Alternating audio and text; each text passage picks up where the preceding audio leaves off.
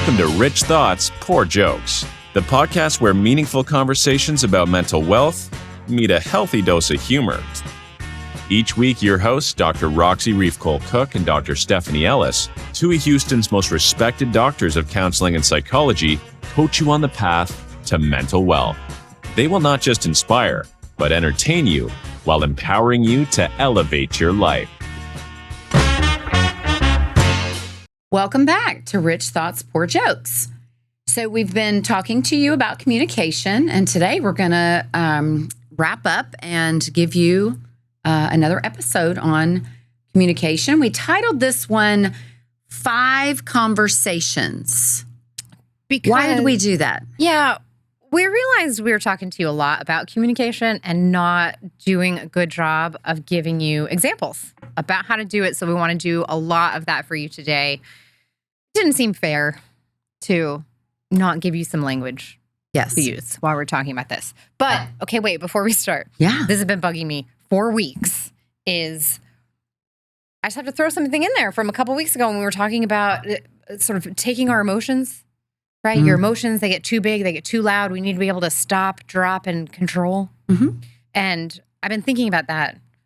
And it's been plaguing me that I did not tell this to our listeners. So I'm glad you remembered, and I'm glad you're getting this off your chest. I have to tell you, if your emotions are too big or too loud for you to listen well, you don't have any business talking. Oh, very true. Okay, and that was so important, it would have been a CJ. Okay. It's so important that I'm going to ask you to say it one more time. If your emotions are too big or too loud for you to listen well, you should not be talking. Okay. It's brilliant and very important. You know what else is very important? Oh, I thought I was going to distract you. Jokes. Jokes are important. Here we go. And our listeners would be very sad because we've given them 3 communication jokes. And so guess what? They've all just been waiting. Yes. I know it. All right. So. Okay. Here we go. At the clothing store where I work, I make it a point of pride to give customers my unvarnished opinion. One day, when a man emerged from the fitting room, I took one look at him and shook my head. No, I said, those jeans look terrible on you. I'll go get you another pair. As I walked away, I heard him mumble, oh, it's trying on this shirt. I mean, that's my favorite one. Okay. That's my favorite one. Excellent.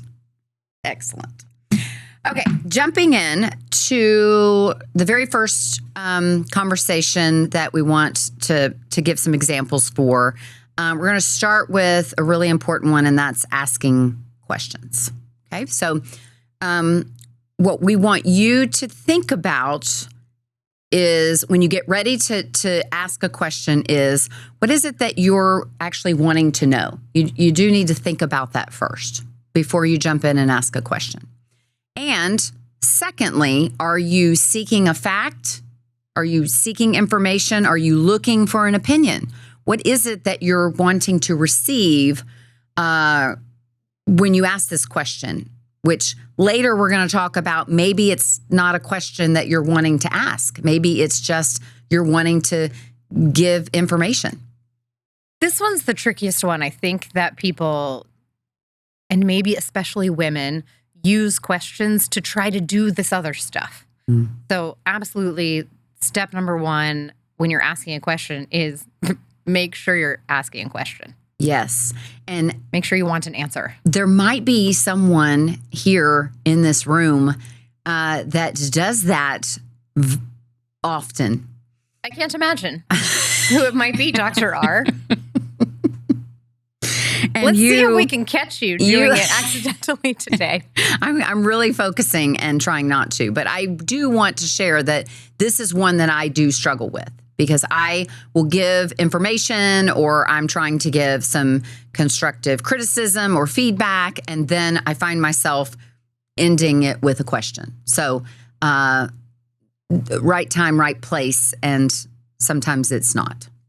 And also, this is another situation this whole day where we're not going to be asking people to do something really easy. Most of our True. communication is gobbledygook. It's all of these things mixed up, so it's what we're talking about here is actually kind of difficult, even for us. And so we're not going to do it perfectly. So perfection's not the goal, listeners. It's not. It is absolutely not.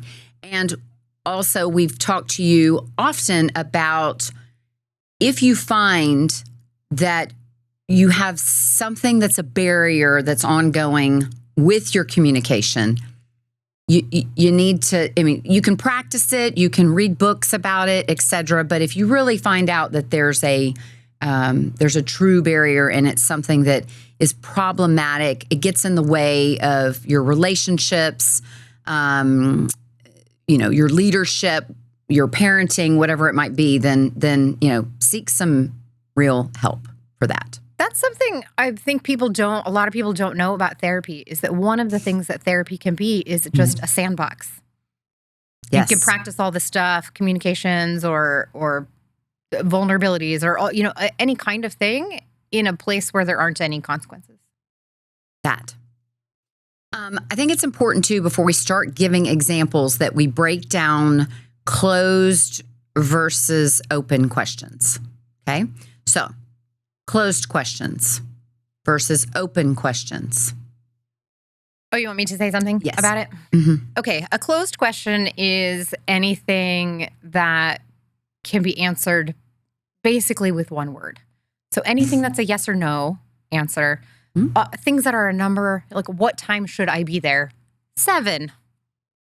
All right. So anything like that. An open-ended question. Oh, and usually people say an open-ended question is going to start with a what or a why or a how. And, but sometimes that is not exactly the right metric to use. I might say, how many outfits should I bring for you to choose from? And the answer might be 5. 22. Right, so it'll still. I thought I was saying a big number. Oh.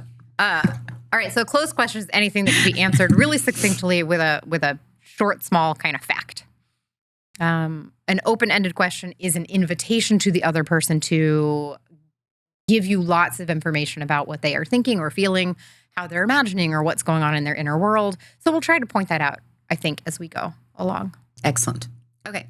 The other thing we want to do is, because we can't do this in all areas, but we thought we would break down our examples and try to give you an example that's relational, try to give you an example that pertains to work, and one for parenting. But please know that we know there's lots of other areas that you may be asking questions. So, okay, before we start giving examples, when we ask questions, we want to make sure we're really asking a question that we really want an answer.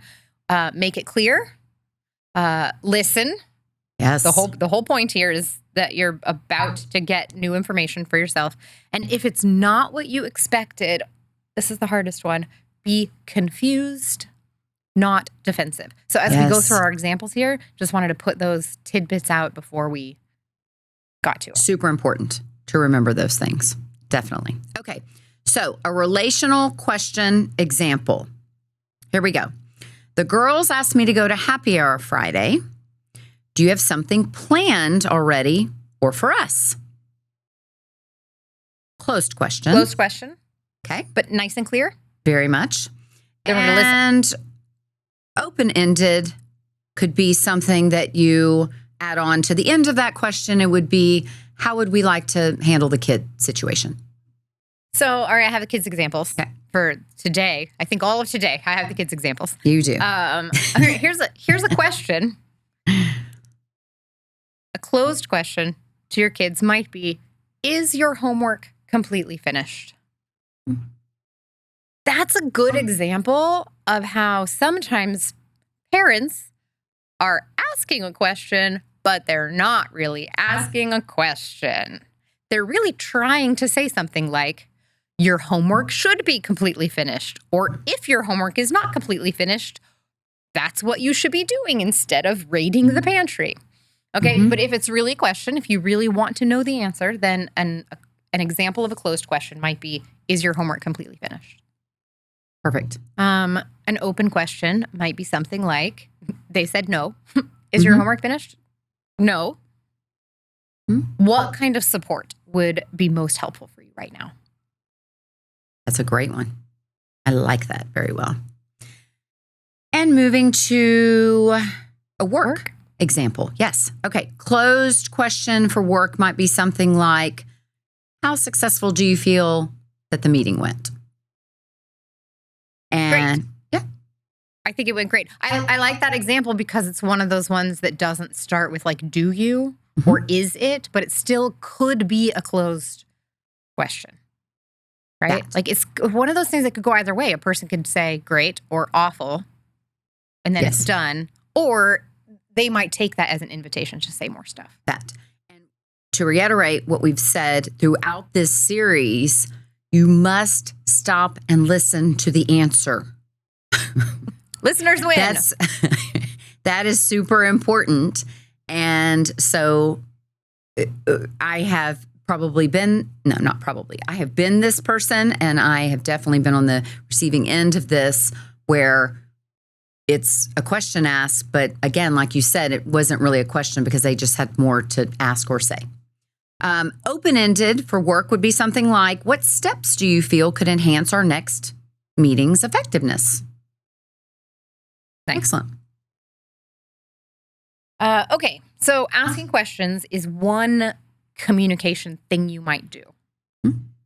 Giving information is another communication thing you might do, right? And I want to define that as saying something you think or feel.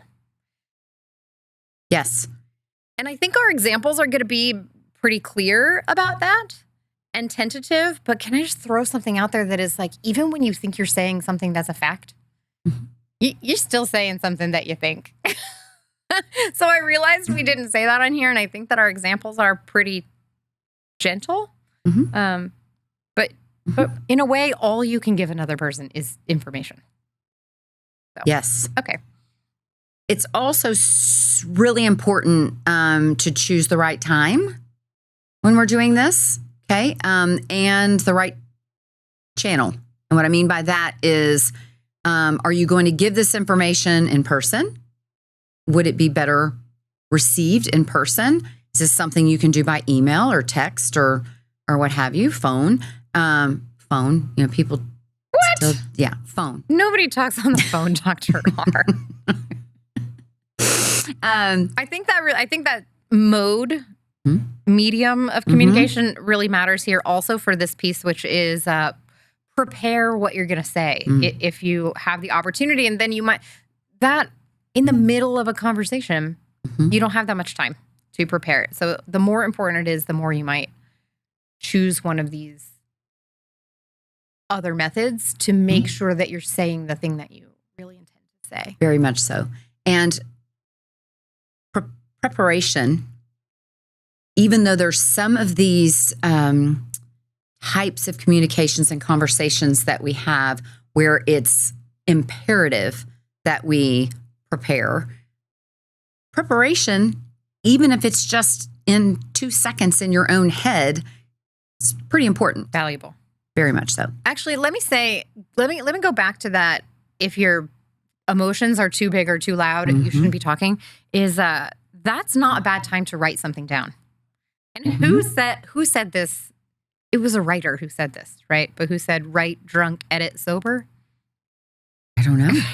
That check. But I like it.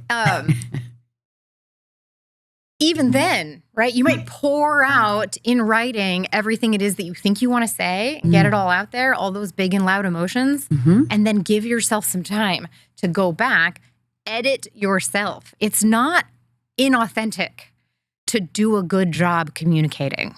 Yes. Right? It doesn't have to be like your verbal diarrhea, to be honest. In fact, I would go so far as to say that it might be more honest the more thoughtful you are about it. And then that ties in with, who are you speaking to? Have you already done some listening? Do you know what the inner landscape is of that person, so that you can craft your message in a way that's most likely to land? Yes. So. And last but not least, maybe not even last, please remember to ask for feedback in unless you're just giving a directive. But even then, I don't know. That would be me. I would probably ask for feedback or a question. But if you don't receive it initially, ask for feedback. Oh, that wasn't the last note that we had. The last note I think we have about it is deliver your message assertively. Will you talk a little bit about what that means? Because sometimes people hear that word and think it means sharply aggressive is just people get those two very much confused. So yes, we talked earlier in our series about assertive communication, and all the things that we've shared with you, it's the one thing we'd want you to truly grasp and practice, because it is the only type of communication we're supposed to be using. Because when you speak assertively, people will most likely hear you, because you're speaking in a manner where you're expressing your point, and so you matter, but you're also doing it in a way where they know that they matter as well, and they shouldn't feel attacked, have to get defensive or anything of the sort. So assertive communication starts with, as we talked about before, I statements.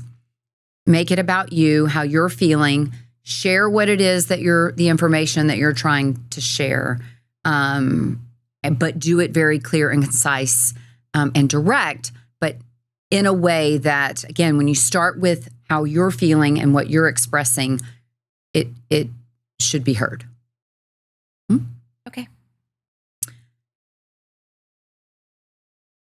Example. Is it me? Is it me? Yes. I think, are we on to the next deal? Okay, listeners, I'm going to tell you something that's happening in case you can't see us right now. We do make a plan for this, and then we try real hard to follow these note cards for you.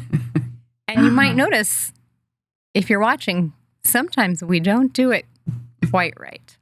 So it's my turn. It's my turn to give an example. And we're not going to do too many more of these episodes where we have to go back and forth so precisely. All right, I'm going to give a relational example of saying something you think or feel. I think it's fair that we both have the option to go out with friends once a week. Like that. And I like saying I think at the beginning of it, instead of just saying, it's fair that we both have the option to go out with friends once a week. I think it's fair. I think it's fair that we both have the option. Sounds assertive. You just gave an example of assertive communication. This is also assertive. I feel worried that you won't like it. I feel worried we won't have the same amount of opportunities, and it's not going to feel good to us. Yes. Okay. A work example. You've been an important part of our team. I've noticed recently that you've missed some important deadlines, which are affecting our department's project. Now, I said it. Of course, I want to add a question on to the end of it. But if I'm just giving information to share with this colleague, it's okay. It is okay. It's okay. It's just okay to just give the information. It really and is. not to see if there's a way that I could help, because I will want to help. I watched you. I listened just then to you work so hard to not soften it out of being information. Right. That was so good. Thank you. That was so good. I'm still working on it. Okay, here's some kids' examples. So, I think you'll have a better evening if you get your homework done first.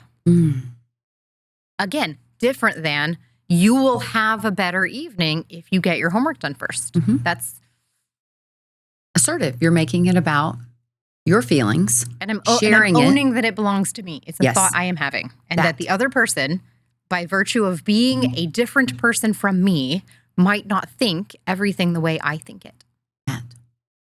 Yes. I want to say another one, though. Okay, I want to say, I love you like crazy. It was so fun watching a movie with you. Oh, I like that one so much. Me too. That's a good And one. I think specifically in this kids realm, parents who are listening, we don't do it often enough. How often do you just put your face in your kid's room and say, I like you so much. You're so cool. That. It's nice. And it doesn't have to be in the context of a big thing. And it's okay to do it alone. You don't have to do it with a question or with a command or with any of this other stuff. Or Just because say they've it. done something well. Yeah. Mm-hmm. Oh, so good, Dr. Ellis. This is why you're the top parenting person of our group and the world. Okay. Next is giving instructions. Giving instructions. Okay. Making a request or a demand. We definitely want you to stop and think first before you make this request or this demand, and make sure that you have the person's attention. It's going to be very hard to give instructions if this person is on their phone. That's true. Yeah. It's very true. Very true. This is one of those things, and we just use the words request and demand, and I think now we might need to say more about that. Oh, yeah. Well, because giving instructions is not don't ask a question. It's not a question. If it's an instruction, it's not a question. So these are probably going to be declarative statements unless it's a request and not a demand. People don't like the word demand, and Right. I get it. So can we also break this down maybe in differentiating between adults and kids? Because I'm big into this ask, don't tell thing. And so I really do struggle personally with this one. And I like the word request a lot more. However, I do recognize, especially with parenting, that there are moments when It's not a request. It's not a request. Bosses too. Bosses as well. Bosses too. And so then this thing happens where a parent or a boss makes a request instead of making a demand. Right. But inside them, it was a demand. And so when the request isn't honored, or when the person says no, or the thing doesn't get done, the other person begins to often build resentment with this non-compliant individual, child or adult. Right. Right. And then all of a sudden there's a lot of conflict and strife in the relationship and bad feelings when the other person was responding to what we did. We asked it like it was an option. That, for So sure. there's a piece in there that's about who has the power in the situation. You have the power to make a demand, and that is what you're making. It's okay. That's what a hierarchical relationship means. Absolutely. So now let's look at that, though, in relation to equal playing field, adult to adult. When we talk about this relational piece. With our partners or our Yes. colleagues. Yes, because now we're moving to a place of, and I think that's where the ask, don't tell piece feels more comfortable or can. Well, then you might need to be paying attention to the fact that you aren't in a hierarchical relationship and you don't have any platform from which to make a demand. So don't make a demand. That. Yes. Would you? Would you? Okay. I like that. Okay, so don't ask a question unless it's a question. That. Be clear, concise, and specific when you're giving instructions, especially when you're giving instructions. Maybe that's good advice for all communication, but definitely here, clear, concise, specific. If needed, break down complex tasks into smaller steps. We talk about that with parenting a lot more than we do it with other Relationships. But you remember a couple weeks ago, we were talking about working memory and how most people can't hear more than 4 sentences at a time. That's even adult to adult stuff. Absolutely. Right? So yes. you really might need to break it down into smaller steps. Use examples if that's appropriate, right? Yes. Maybe even check that the person understands what you are requesting or demanding. Okay, so an example, relational example. I'm sorry, I'm not there to help. I've called the mechanic. He's expecting you. Drive over to him before 10 a.m. and ask for John. You did it again. You did it. You did it. You didn't make it a question. You did great. I want to, though. You did I want to great. end it with a question. Does that sound okay with you, hon? After I already did all the work of making this appointment for you, I sure hope it feels good to you. If it doesn't and you don't do it, I'm going to be real mad. Right. Oh, So okay. it's- I know. That's work in progress. Work in progress. Okay. What all right. about kids? Yeah, kids example. Pick up your clothes Hmm? from your room and the living room and put them in the laundry basket before dinner. That was a pretty big, chunky instruction. I mean, had several pieces. It Right? did. To get it specific enough, it had a lot of pieces. That's probably the max number of pieces I would put, Yes. especially to a kiddo. But it reminds me of something, which is I try not to. My kids are so awesome. They just don't They are. need to be micromanaged that often, although laundry is possibly one of the areas in which they could deal with a little bit more micromanaging. But it's got me thinking, you need to, we just didn't mention this earlier, but when you're giving instructions, you need to decide if you are interested in the outcome or also the method, right? Because there's something that says, clean your room. And as long as it's clean, I don't care how that happens, right? But if I want it done in a specific way, if I say, here's a good example, help me unload the groceries, might mean I just want the groceries in the kitchen, or it might have 17 other steps about Putting groceries how I would away. like them put away, the order in which I would like them put away, the places in which I would like them put away. Yes. So if the method matters, we're just going to need to break that down more, be more specific, probably take it more like one step at a time. Definitely. All right, that just sort of came up for me. Excellent. And giving instructions for work. Matthew, I need a detailed presentation on our key competitors. Get this draft or outline to me by Wednesday afternoon. Period. You did it. See, it's real hard. It can be difficult. Do you have any questions, Matthew?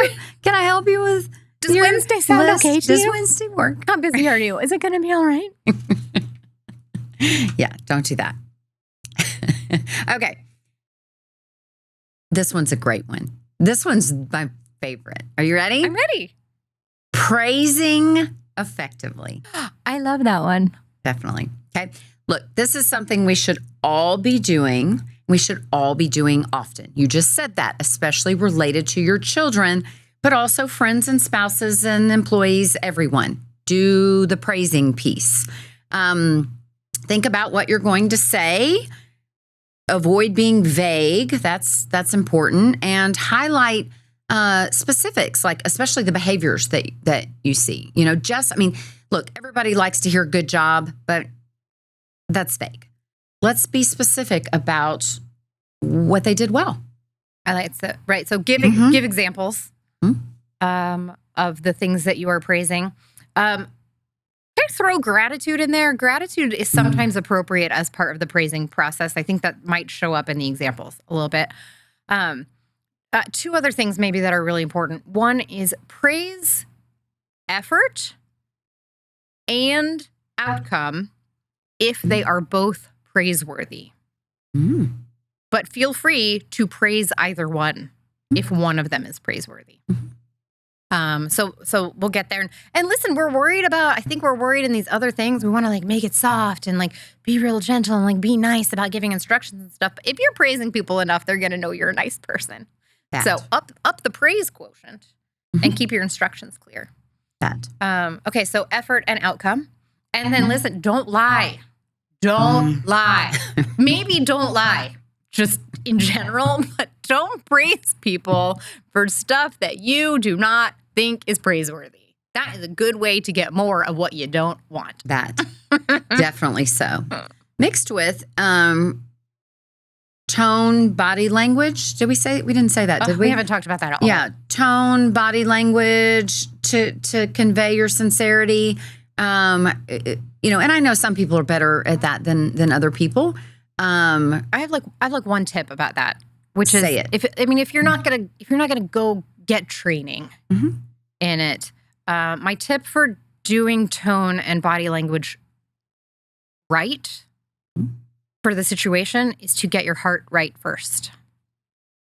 So if you're gonna try to act as if you think this is praiseworthy when you don't, it's gonna be a lot harder than if you just praise something you believe is praiseworthy, right? So if your heart is right, if your heart is congruent with what you're saying, that's going to go a long way for the vocal stress and the vocal tone. It's going to go a long way for the nonverbals and the facial expression. And then if you're still having trouble, then get some training, maybe. That. Okay, praising. Ready? Let's give some examples. Relational. I really appreciate that you helped me take care of my car issues. It was really awesome to just show up at the mechanic shop and not have to worry. I just realized you are on both sides of that example. That was nice. You were the person who made the plans about the car, and then I was the receiving end. Yeah. Nice. Here, I'll do a work one. Okay. It says, it seemed like you worked really hard on this proposal. Mm-hmm. It's great. I appreciate you. Good. And I want to say that one that way to show sort of like praising effort and praising outcome together. Love it. And you're the parenting person, so you got to give a parent. You got to give a parent example. I'm also the kids one. See? Yep. See, listeners, we messed up our order again. Now, quit telling them they might not even have noticed. Now I have to go twice in a row. Put it out there. She's honest communication. Remember how she was saying to be honest? There she goes. All right, so I thought for kids, maybe I'll split it, right? Because maybe I'll just say, like, you got a 98. Awesome. Mm-hmm.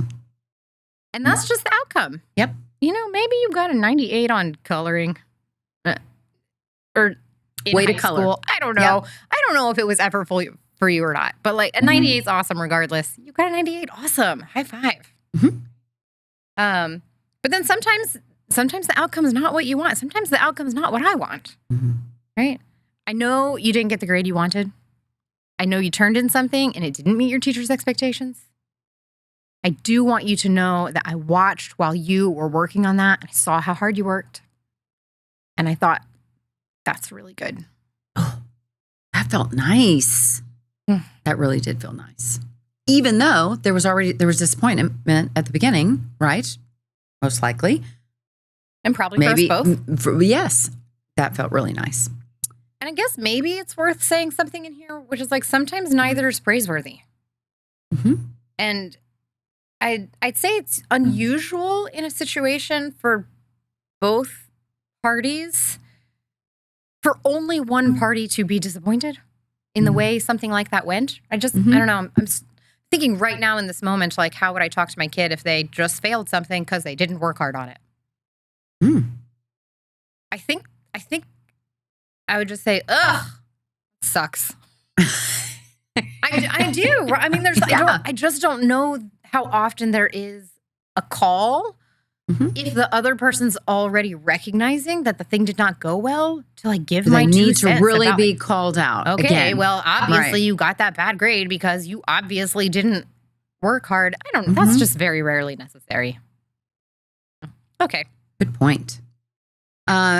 When we do our parenting series, talk more about this stuff. You got it.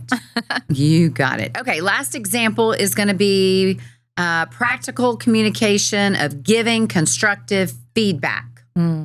That's our 5th conversation. So let's see, we had asking questions. We had say a thing you think or feel, giving instructions, praising effectively, and now last but not constructive least, feedback. Constructive feedback. Yes. Okay. Again, I keep saying this, think and prepare, think and prepare. This is one that you really want to think and prepare, okay? Make it visible. Use concrete situations and examples to illustrate what it is that you're trying to express. I I may have thrown this one in there without us talking about it, but I think adding some positive pieces, balancing some positive with the negative is not always terrible. It's really not. And listen, of course I roll my eyes at the praise sandwich because I'm a jaded individual who does a fair amount of eye rolling, but that doesn't mean it doesn't work better. So again, if there's something praiseworthy, Yes. don't lie. Don't lie. Don't make something and up say just to soften it. Right. Got it. Check. And then also, when you're going to give some feedback that is constructive, but it could be taken. We don't know how the other person's going to take it. First of all, our job is to do our job and our side, but there are some things we can do to create an environment that would feel respectful. It would feel supportive. And the whole point is that they're going to listen to you. Right. So we're all the way back to say it in a way that's going to be available to them to hear. So that there actually can be change. Right? Which does not just mean say it as clearly as you can. It doesn't mean do it the way that you might like it done best. Right. Right? Just hold back your assumptions. Use what you know about the person to strategize how to deliver the feedback. And that's one of the pieces about making it behavioral. That's why we say that, is because that's one of the, it helps you not make assumptions. It helps you say what you saw or what you heard and how you experienced it when we keep it behavioral. Excellent. Are there any other factors that we need to express in relation before we start giving examples? Yeah, just one more. Constructive feedback. Okay. More. Go. If you're going to give constructive feedback, do be willing to receive some. That. Okay. It's huge. That's it. That's huge. Very important. Okay. Relational. Example. I've noticed that you've been really busy at work. I appreciate all you do to provide for our family. I, however, am feeling alone with the tasks that we have to do at home, and I miss you. I'd like to ask for some time with you this weekend. I added that little last piece. I think I could have stopped. I mean, you could stop at "I miss you." You could, if you did, it would be a little bit closer to maybe just giving the feedback. But you tacked a little request on there. I did, but it was a request, and it was to an equal status partner. So I still like it. Okay, thank you. I still like it. Thank you. All right, I'm gonna try to give you a real example. Okay. About the kids one. Okay. But bear with me. Okay. And you know what? There are a lot of ways to do parenting, and my way is not the only way, and it's not the best way. Okay, so that's all. Pretty great at it. All right, though. so constructive feedback. I might start by saying something like, "Hey, come here, stand with me. Let's look at your room." And this sounds very. Some people are already cringing. I know that's happening, but bear with. This is something that works, and it would work in my house, right? Because my kids are not scared to have conversations. So come, and I want to, the reason I do this is because it's about trying to get in the same landscape. This is a way of, and when we do this example is about physically come here and stand in your room with me.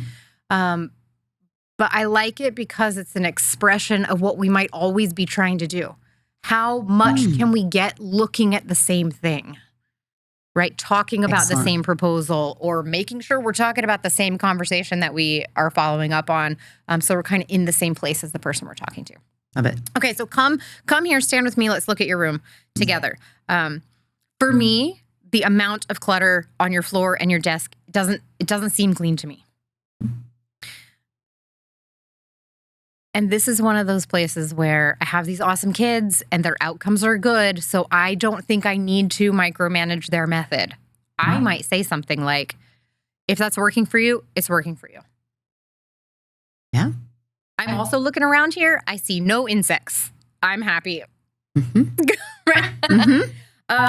But in your family, you might have a power dynamic where the room is supposed to look the way that you intend it to look.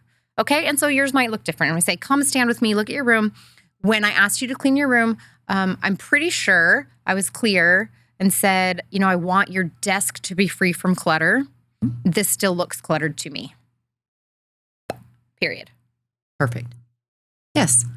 I loved how you recognized and shared that there are different dynamics and there are different ways of parenting. Our job now and what we've been trying to do, though, is help you align your communication with whatever that is. Yeah. Okay. That was excellent. Work. Constructive feedback. Example, here we go. I've noticed that you don't share ideas in our team meetings, but you do share meaningful ideas when we're one-on-one. I'd like for you to speak up more in front of our team. Beautiful. And how'd that one feel to you? That one felt better. I'm not sure why than some of these others, but that felt great. It was so nice, but it was constructive feedback. Yeah. So that's not always a icky thing to do. Very good point. I'm storing that away for later. Okay. You ready? Oh. I just realized maybe it's because you were asking for something more from them and not asking them for something less. Sometimes giving constructive feedback will be hard. It will. That is exactly correct. It will. But listen, life's a hard place. There is suffering in the world. Don't suffer more than you need to. But don't run away from hard stuff. Absolutely. And I also think in this example, I'm saying that you can do it. I think there's this underlying message that encouraging. Right. You can do it. I've seen you do it. That. Okay. Crown jewels. Crown jewels. CJ number 1, think before you act. Think twice before you speak. Crown jewel number 2. Only do one type of conversation at a time. That's so hard. I know that's really hard. But out of these 5 things you might be doing, try to just do one at a time. I don't mean one per day. Right. Just mean one per sentence. That. Thank you for joining us for this communication series.